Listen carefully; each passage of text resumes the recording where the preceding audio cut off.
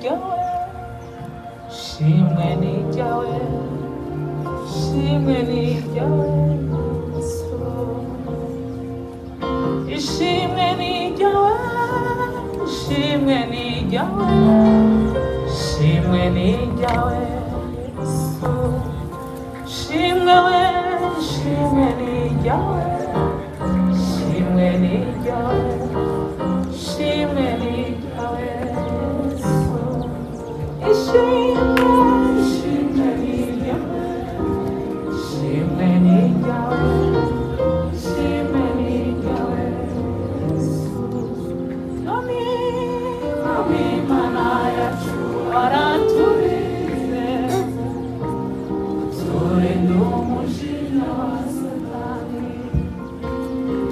uturindira muri iyi si ishaje, uraturinda ntitwagwa, nubwo twahuye n'ibigeragezo n'inzitane z'ibibazo byo mu isi, wagaragaje kunesha kwawe, uraturinda ntitwagwa, ishimwe, ishimwe ni ryawe, ishimwe ni ryawe, ishimwe ni ryawe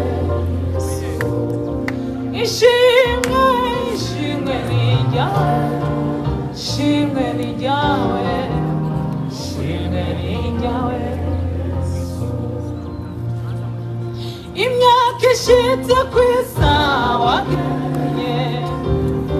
nibwo tuzakubona uri mu bicuwe, uhamagara amazina yacu, tuzagusanga niwerekanwa tuzasa nawe, turi kumwe nawe twatandukanye, akabuza n'akabuza tuzabona nawe, umuriro n'ibyo mw'ijuru, akabuza we n'akabuza bonana nawe, umuriro n'ibyo mw'ijuru, akabuza n'akabuza tuzabona, ayi Mana we n'ibyo mw'ijuru, ishimwe we, ishimwe ni ryawe, ishimwe ni ryawe, ishimwe ni ryawe, ishimwe we, ishimwe ni ryawe, ishimwe ni ryawe, ishimwe ni ryawe, hariho bamwe bazinjira mw'ijuru iyo babona ibyiza babikira uzo wayo Yesu, bari ku misozi yerade banezeranywe n'umukiza, basize imibabaro uzo wayo Yesu, bari ku misozi yerade banezeranywe n'umukiza we, basize imibabaro yose uzo wayo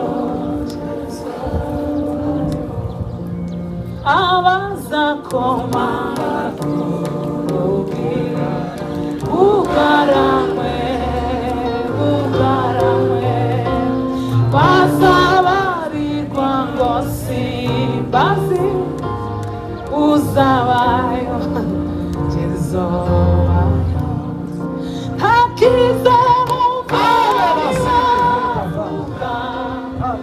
urugira uzaba rukizwe, ibazabona chagizio usawayo Yesu. uzabayo hakizomva ibavugaye urugi bazaba barukize ibazabona cyangitibo uzabayo Yesu.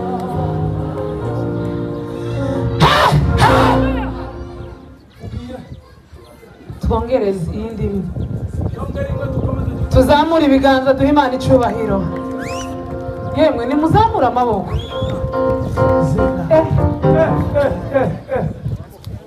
Aburahamu yigeze kumubona shusho y'imfizi.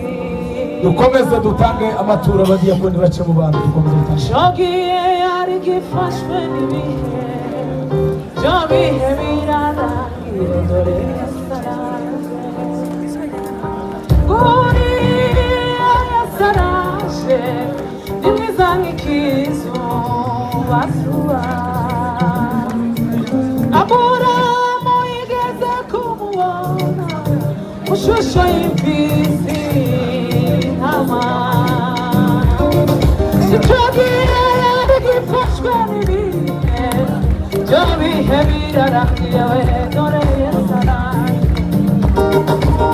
Uriya yasaraje ni mwiza nk'ikizuba zuba. Ugaruka kwiza ya ngoma yawe uzabasha guhinduka ubyageze Shogiye Yesu yakugezeho ishirika ugamurika. Twagiye papa.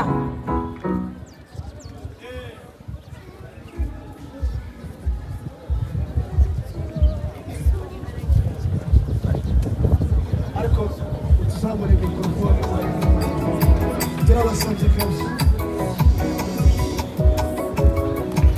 Wino maisha katika dunia ni kama kupanda na kuvuna. Hapana katika mwili na kuna uharibifu. Tukitumikia mapenzi tutapata thawabu mbinguni. Kuishi na kufa hata kama leo kuishi na kufa katika maneno